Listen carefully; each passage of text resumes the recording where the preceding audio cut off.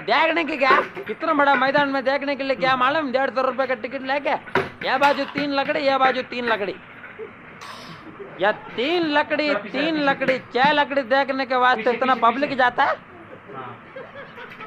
मेरा घर को आके देखो कितना लकड़ी है।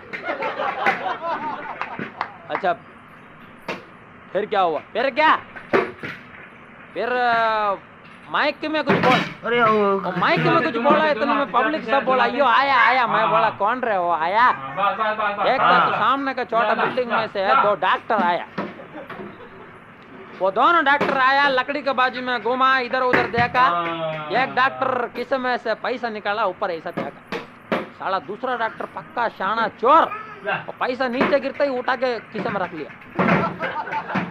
बोले फिर क्या हुआ, फिर वो दूसरा बार माइक में कुछ बोला, फिर वो पब्लिक बोला यो आया आया। मैं बोला